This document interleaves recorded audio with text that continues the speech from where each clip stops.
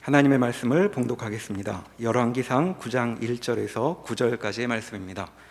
구약성경 528면에 있습니다. 열왕기상 9장 1절에서 9절까지의 말씀입니다. 솔로몬이 여호와의 성전과 왕궁 건축하기를 마치며 자기가 이루기를 원하던 모든 것을 마친 때에 여호와께서 전에 기브온에서 나타나심 같이 다시 솔로몬에게 나타나사 여호와께서 그에게 이르시되 내 기도와 내가 내 앞에서 간구한 바를 내가 들었은즉 나는 내가 건축한 이 성전을 거룩하게 구별하여 내 이름을 영원히 그곳에 두며 내 눈길과 내 마음이 항상 거기에 있으리니 내가 만일 내 아버지 다윗이 행함같이 마음을 온전히 하고 바르게 하여 내 앞에서 행하며 내가 내게 명령한 대로 온갖 일에 순종하여 내 법도와 율례를 지키면 내가 내 아버지 다윗에게 말하기를 이스라엘의 왕위에 오를 사람이 내게서 끊어지지 아니하리라 한 대로 내 이스라엘의 왕위를 영원히 견고하게 하려니와 만일 너희나 너희의 자손이 아주 돌아서서 나를 따르지 아니하며 내가 너희 앞에 둔 나의 계명과 법도를 지키지 아니하고 가서 다른 신을 섬겨 그것을 경배하면 내가 이스라엘을 내가 그들에게 준 땅에서 끊어버릴 것이요 내 이름을 위하여 내가 거룩하게 구별한 이 성전이라도 내 앞에서 던져버리리니 이스라엘은 모든 민족 가운데에서 속담거리와 이야기거리가 될 것이며 이 성전이 높을지라도 지나가는 자마다 놀라며 비웃어 이르되 여호와께서 무슨 까닭으로 이 땅과 이 성전에 이같이 행하셨는고 하면 대답하기를 그들이 그들의 조상들을 애굽 땅에서 인도하여 내신 그들의 하나님 여호와를 버리고 다른 신을 따라가서 그를 경배하여 섬김으로 여호와께서 이 모든 재앙을 그들에게 내리심이라 하리라 하셨더라. 아멘.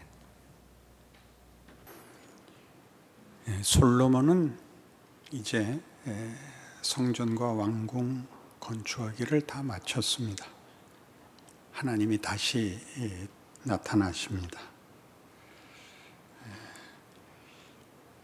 솔로몬의 기도와 간구를 다 들으셨고 그 성전이 하나님의 이름으로 말미암는 그 명예를 약속을 지키겠다고 말씀하십니다. 그러나 여기서는 중요하게 그러나 네가 내 말을 듣고 내 법도를 행해야 한다. 네가 순종하면 너희 집안의 왕권은 계속되려니와 네가 내 말을 듣지 않고 우상을 섬기면 나라가 뽑히고 이 성전이 파괴되어 웃음거리가 될 것이다. 그렇게 놀라운 경고를 하십니다. 조금 앞에 있었던 솔로몬이 정성을 다하여 성전을 짓고 왕궁을 짓는 이야기 끝에 나오시는 말씀으로는 조금은 맞지 않는 돌연한 하나님의 엄중성이 드러납니다. 그러나 이 글이 바빌론의 포로로 잡혀간 자기네들의 민족 정신과 하나님의 약속에 대하여 의아로운 납득할 수 없는 현실 속에 바벨론 포로로 잡혀 있었던 이스라엘 백성들에게는 솔로몬에 관한 회고가 그리고 하나님이 그를 이렇게 3번씩이나 만나 주신 속에서 경고하신 말씀들이 훨씬 더 크게 기억에 남았을 것입니다. 솔로몬을 우리가 좋아하는 이유는 우리 모두가 아는 세상적 차원에서의 가치에 성공한 사람이기 때문입니다. 그는 부귀영화를 누린 사람입니다. 정치, 사회, 경제, 국방 어느 것에서나 열국의 우뚝 선, 부강한 나라, 압도적인 지위를 누리는 나라를 성취한 왕입니다. 그 후대의 왕들도 다 솔로몬을 하나의 목표로 삼았을 것이고 심지어 오늘날 우리 기독교인들도 솔로몬을 신앙의 최고의 보상과 소원으로 갖고 있곤 합니다. 오히려 솔로몬을 이렇게 부정적으로 평가하는 저를 의심하는 것이 아마 여러분 알고 있는 신앙 이해에서 더 많을 수도 있습니다.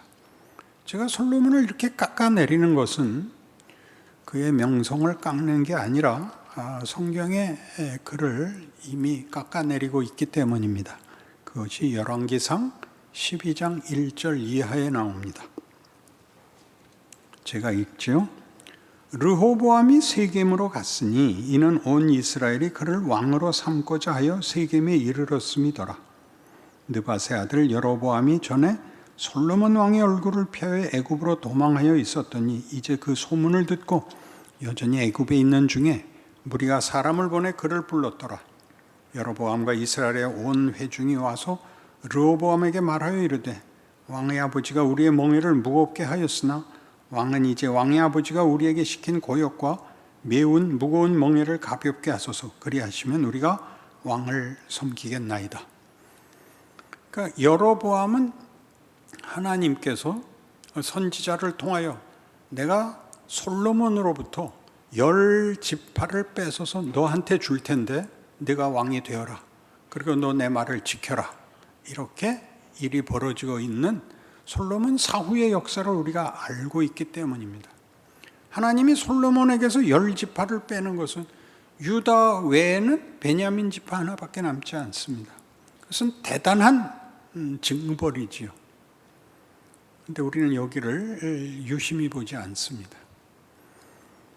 그리고 솔로몬이 너희에게 무거운 짐을 지은 것 같이 그 10지파가 와서 요구하는 것은 당신은 그러지 마십시오 라고 요청합니다. 이미 이스라엘 모든 지파가 사실은 솔로몬에게서 등을 돌리고 있었다는 사실을 알아야 되고 그것은 정치적으로나 종교적으로나 그는 마땅한 왕의 직분을 감당하지 못하고 있었다가 됩니다. 르호보암은 솔로몬의 아들입니다. 이 요청을 받은 르호보암은 이제 대신들에게 가서 묻습니다. 나이 많은 대신들이 뭐라고 대답을 하느냐 하면 6절 르호보암 왕이 그의 아버지 솔로몬이 생전에 그 앞에 모셨던 노인들과 의논하여 이르되 너희는 어떻게 충고하여 이 백성에게 대답하게 하겠느냐. 대답하여 이르되 왕이 만일 오늘 이 백성을 섬기는 자가 되어 그들을 섬기고 좋은 말로 대답하여 이르시면 그들이 영원히 왕의 종이 되리이다. 그러니까 여기서도 나오죠. 대신들도 알고 있었던 거예요. 잘못하고 있는 줄. 그래서 그 아들에게 뭐라고 충고를 했다고요? 이들을 섬기십시오. 그러자 르호보암이 이번에는 자기 이 나이 또래 젊은 친구들한테 의논을 합니다. 8절 왕이 노인들이 자문하는 것을 버리고 자기 앞에 모셔있는 자기와 함께 자라난 어린 사람들과 의논하여 이르되 너희는 어떻게 자문하여 이 백성에 대답하게 하겠느냐. 백성이 내게 말하기를 왕의 아버지가 우리에게 매운 멍에를 가볍게 하려 하였느니라. 함께 자라난 소년들이 왕께 하려 이르되 이 백성들이 왕께 하려기를 왕의 부친이 우리의 멍에를 무겁게 하였으나 왕은 우리를 위하여 가볍게 하라 하였은즉 왕은 대답하기를 내 새끼 손가락에 내 아버지의 허리보다 굵으니 내 아버지께서 너에게 무거운 멍에를 매게 하였으나 이제 나는 너희의 멍에를 더욱 무겁게 할지라. 내 아버지는 채찍으로 너희를 징계하였으나 나는 전갈 채찍으로 너희를 징계하리라. 이 길을 가지요. 이미 솔로몬은 백성을 채찍으로 다스렸다 그럽니다. 그들에게 이미 멍에를 지웠고 섬기지 않았습니다. 그 아들은 더더욱 그러겠답니다. 솔로몬이 세운 왕국은 그러니까 말하자면 성전을 세웠고 하나님 앞에 기도했지만 실제로는 그는 권력을 쌓기에 급급했던 것입니다. 그 권력을 쌓는 근거를 혹은 명분을 종교를 이용하여 변명했겠죠. 백성들을 설득했겠죠. 강요했겠죠. 그러나 실제로는 그렇지 않았기 때문에 그는 그 권력을 유지하기 위하여는 더 큰 권력을 가질 수밖에 없었을 것입니다.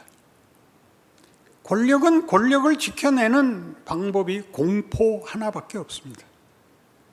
그 말을 듣지 않으면 벌을 받는, 내쫓기는, 이 세상에 살 수 없는, 보호를 받을 수 없는 폭력이 됩니다. 우리는 이 멍에를 메우고 폭력을 쓰고 하는 가운데 제대로 된 대안이 하나 나왔었던 것을 기억합니다. 백성들을 섬기십시오. 그러면 백성들이 왕을 섬길 것입니다. 섬김이 여기서는 사라졌죠. 우리는 이런 얘기들을 이미 섬긴다든가 사랑한다든가 겸손하다든가 하는 단어들을 많이 알고 있습니다. 그러나 그 단어들이 실제로 어떤 현실을 담고 있는지는 뜻밖의 깊이 생각지 못하고 이런 명분들로 마치 솔로몬이 그런 것 같이 성전을 지었다. 하나님이 내게 나타나서 약속하셨다. 우리는 다윗의 후손이다. 하는 것들 속에서 그 좋은 명분들 속에서 실제로는 폭력에 의지하여 그의 지위를 지키기에 급급한 솔로몬을 만나는 것입니다. 성경은 그렇게 얘기하지 않았습니다. 예수님께서는 제자들에게 친히 나는 섬김을 받으러 온 것이 아니라 섬김을 받으러 왔답니다. 수고하고 무거운 짐진 자들아 다 내게로 오라. 내가 너희를 쉬게 하리라. 나는 마음이 온유하고 겸손하니 내 멍에를 메고 내게 배우라. 그리하면 너희 마음이 쉼을 얻으리니 이는 내 멍에는 쉽고 내 짐은 가벼움이라. 이 얘기가 다릅니다. 우리는 이 둘을 이분법적으로 이쪽은 이렇게 해서 잘못했고 이쪽에 이런 답이 있다, 이걸 버리고 이리 가야 한다를 역사적 맥락 없이 현실에서의 실존적 경우, 정황이 무시된 채 명분과 명분으로 교만이 아니고 겸손, 질투가 아니고 사랑 이렇게만 내뱉는 바람에 우리에게 실력이 만들어지질 않고 있습니다.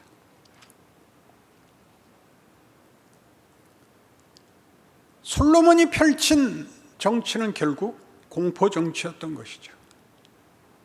그는 국제적으로도 군사력이 뛰어난, 국력이 뛰어난 나라를 만들었고 스스로의 지위와 스스로 누린 모든 호사도 말하자면 자기의 권력과 권위를 변명하는 거짓말 가리기에 급급했던 사람입니다. 성경은 어떻게 하려는 것일까요? 왜 하나님은 여기에 분노하셨을까요? 왜 이것이 우상과 연결될까요? 우상은 여기 무슨 얘기 끝에 나오느냐면 내가 내 법도를 지키며 내 말을 따르면 과 대조되죠. 우상은 뭐가 대조될까요? 우상은 말을 못합니다. 우상은 주장이 없습니다. 우상에게는 순종할 것이 없습니다. 우상은 말하자면 오늘날 자판기같이 내가 뭘 넣으면 뭐가 나오는 식으로, 실제로 나오는 것은 아니지만 종교를 동원하여 내 수단을 삼는, 내가 하고 싶은 것을 하는데 종교를 들먹여서 명분화할 수 있는 방법은 다 우상인 것입니다. 아무것도 명령할 수 없고 아무런 약속도 할 수 없는 우상과 하나님의 말씀은 대조되고 있는 것입니다. 하나님은 그의 법도를 따르라고 합니다. 그에게 순종하라고 합니다. 그러면 비로소 영광과 복이 있을 것입니다. 평안과 감사가 있을 것입니다. 우상은 그렇게 못합니다. 그래서 우상은 우상이 만들어준 게 아니라 우상으로 슬쩍 비트로 사기를 친 인간의 본성을 정당화하는 수단이고, 인간은 마음껏 권력을, 폭력을 쓸 수 있게 된 것입니다. 그럼 하나님은 우리에게 뭘 하라고 하는가? 그의 법도를 지키는 것이 어떻게 우상을 섬기는 것과 대조되는가? 그저 명분으로 여긴 거짓이고 여긴 참이고 여기는 아무것도 줄 수 없지만 나는 모든 것을 줄 수 있다, 이렇게 대비하는가? 그렇지 않습니다. 로마서 13장에 가면 이렇게 중요한 말씀이 나옵니다. 신약 성경 로마서 13장 8절 이하를 제가 읽겠습니다. 피차 사랑의 빛 외에는 아무에게든지 아무 빛도 지지 말라. 남을 사랑하는 자는 율법을 다 이루었느니라. 간음하지 말라, 살인하지 말라, 도둑질하지 말라, 탐내지 말라 한 것과 그 외에 다른 계명이 있을지라도 네 이웃을 네 자신과 같이 사랑하라 하신 그 말씀 가운데 다 들었느니라. 사랑은 이웃에게 악을 행하지 아니하나니 그러므로 사랑은 율법의 완성이니라. 다 알고 있는 것이죠. 아마 모르고 있을걸요. 사랑은 율법의 완성입니다. 우리 교회는 사랑이 없어. 너는 왜 사랑하지 않아? 그렇게 아무리 주고받아도 사랑은 만들어지지 않습니다. 사랑은 이 앞에 것들을 건너와야 됩니다. 도둑질하지 마라, 살인하지 마라를 건너와야 됩니다. 어떻게 건너오죠? 율법을 지키면 사랑이 만들어지나요? 아니요. 율법은 정죄를 만듭니다. 율법을 다 이루는 사람은 역사상 없다고 성경은 지적합니다. 우리 모두가 죄인인 것을 고발하는 것이 율법입니다. 그런데 어떻게 거기서 사랑이 나오나요? 율법은 세상에서는 율법을 지키지 않고 지켰다고 우기는 거짓말과 폭력이 횡행하는 속에서, 기독교에서는 하나님의 약속과 인도하심 속에서는 율법이 이 일을 하죠. 넌 죄인이야. 너는 가치 있는 것을 만들 수 없어. 너는 절대 네 마음의 평안을 그리고 자랑을 가질 수 없어. 이게 율법이 하는 일입니다. 거기서 끝나는 것이 보통 율법이죠. 우리가 옳고 그른 것을 따지고 들 때는 율법과 도덕밖에 갖다 세울 기준이 없습니다. 그럼 누구든지 죄인이죠. 그래서 오죽하면 이런 어법이 있죠. 내가 다 맞는 건 아니지만 이라는 조건을 붙이고 말을 하게 마련입니다. 나도 다 알고 있는 건 아니지만 이라고 한 발 빼야 그 다음 말을 할 수 있습니다. 성경이 하고 싶은 얘기는 이겁니다. 은혜가 필요하다는 것으로 율법이 우리를 정죄하는 것입니다. 율법은 다만 율법 홀로 자신이 완전한 판결자로 서 있지 않고 우리를 정죄하여 은혜로 미는 것입니다. 은혜로 민다고요. 그래서 우리는 비로소 은혜를 구하게 되고 그 은혜 속에 은혜의 최고의 내용이 사랑입니다. 그러니까 사랑은 하고 싶으면 하는 것이 아니라 정죄되고 절망하고 낙심하고 모든 것을 포기한 후에야 생기는 하나님의 은혜의 선물이죠. 이리 갈 수 없으면 우리는 윤리니 도덕이니 오늘 솔로몬에서 보는 바와 같이 성전을 세우고 제사를 지내고 하는 모든 것들이 그의 정치에 있어서 자신의 권력을 변명하는 수단으로밖에 작동할 수 없습니다. 그러니 뭘 못했다고요? 백성을 사랑할 수 없었죠. 섬길 수 없었죠. 그들을 다 괴롭혀 자신의 끝을 알 수 없는, 만족시킬 수 없는 권력과 폭력과 헛된 욕망을 채우느라고 왕 자신과 백성 모두가 죽어나는 인생을 보낼 수밖에 없었던 것입니다.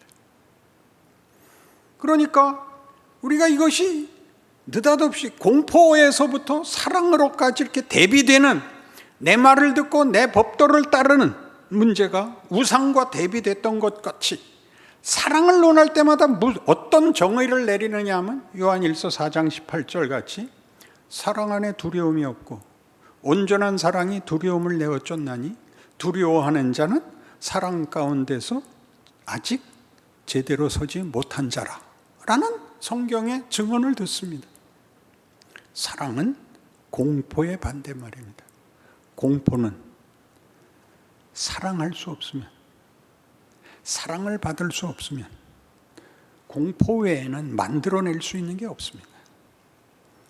자기의 자금, 자기의 못남, 한계, 현실, 관계, 운명, 모든 문제에서 그는 두려울 수밖에 없고 두려움을 벗어날 다른 길이 없습니다. 기독교의 놀라움은 이거죠. 사랑이 하루아침에 주어진 것이 아니라 예수 그리스도가 오셔서 십자가의 죽으심으로 만들어 놓은 이 사랑을 만드는 과정으로는 도저히 이어지지 않는 고난의 인생을 왜 살아야 했는지 이렇게 해야만 이해되는 것입니다. 오셔서 오병이어의 기적을 행하시고 바다 위를 걸으시고 문둥병자를 고치고 하는 대로 더 나가고 우리가 아는 승리, 우리가 아는 성공의 최종점에 사랑이 있는 것이 아니라 우리가 만들어낼 수 있는 모든 것이 나사로를 살렸지만 그가 다시 죽을 수밖에 없고 문둥병자를 살렸지만 그가 다시 현실 인생을 살기 위해 허덕여야 됐던 인생의 진실을 알고 있는 우리가 사랑이 그런 병이 낫고 사업에 한번 성공하고 누구와의 관계가 원만하고 하는 것으로 우리 인생이 영광과 명예와 위대함과 평안과 정의롭다고 아무도 믿지 않는, 그렇게 순진할 수 없는 인생과 인간의 현실을 이해한다면 성경이 왜 사랑을 이리 끌고 가는가에 대한 이해를 하지 않는 한 답으로 가는 길을 찾을 수 없는 것입니다.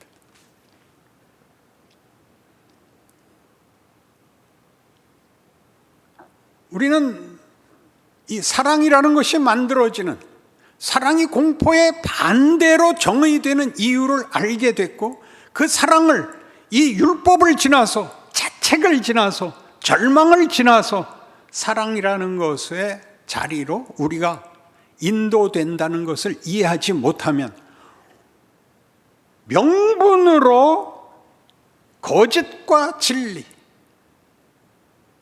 폭력과 사랑, 그 중에서 하나를 선택하면 되는 것이 아니라 사랑의 자리에 가기 위하여 하나님이 어떤 경로를, 어떤 과정을, 어떤 단계를 우리 현실 속에서 요구하시는가와 합치지 않는 한 이 사랑은 우리에게 이해되지도 만들어지지도 않습니다.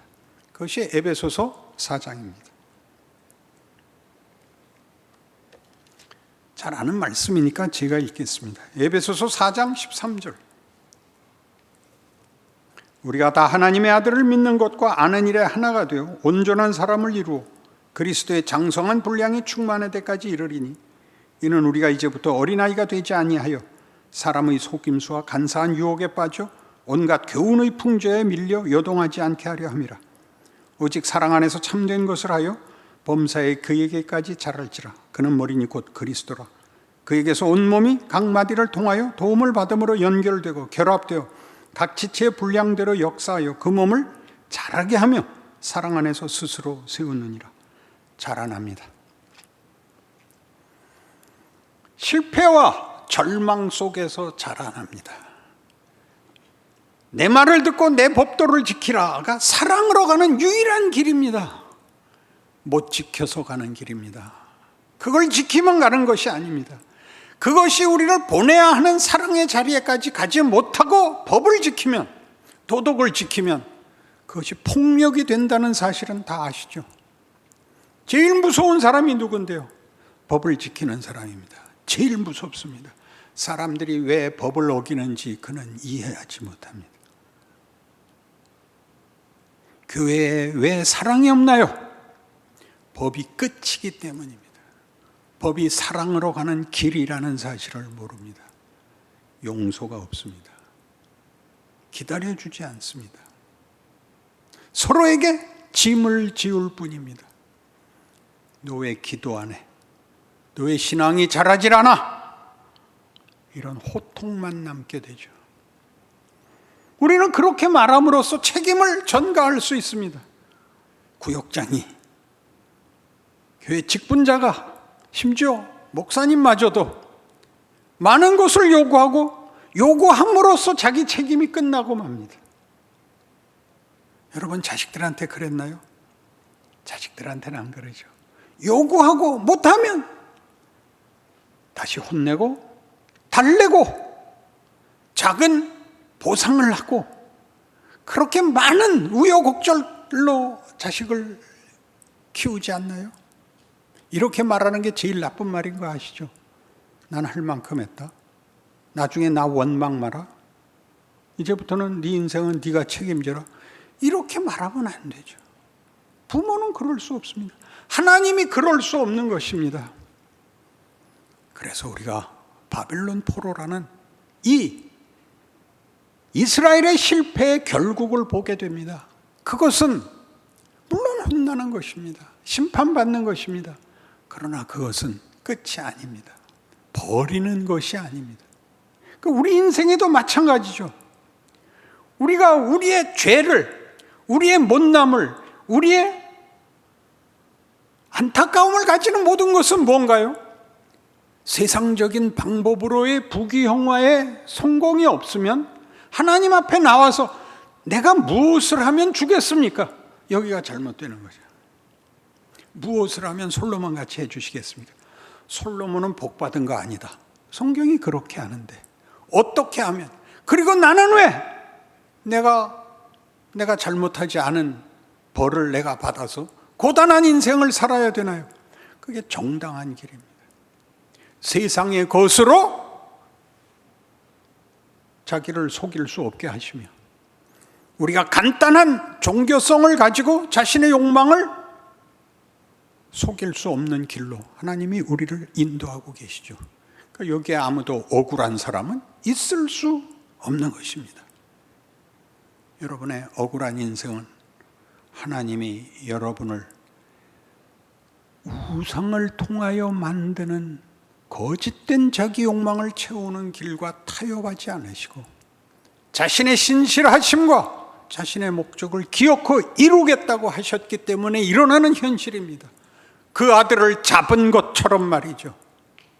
나의 하나님 어찌하여 나를 버리시나이까? 시편엔 다윗이 이렇게 했죠. 여호와여 어느 때까지니까? 이런 모든 것들은 필수적인 과정이라고 얘기를 합니다. 필수적인 과정. 인간의 기대와 상상과 헛된 것을 욕심내는 데서부터 영생과 영원한 영광과 명예와 위대함을 만들기 위하여 하나님이 포기하지 않는 하나님의 성실하신 인도, 약속의 이행, 오늘 일하심에 증표라고 성경이 약속합니다. 쉽지 않죠. 괴로워하십시오. 힘들어하십시오.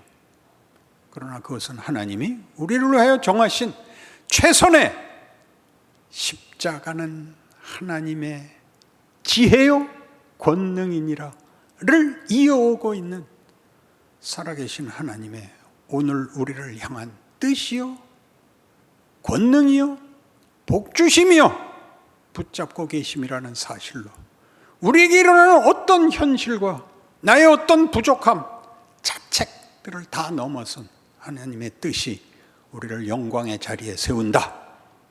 그런 믿음이 여러분 안에 용솟음치기를 바랍니다. 기도하십시다.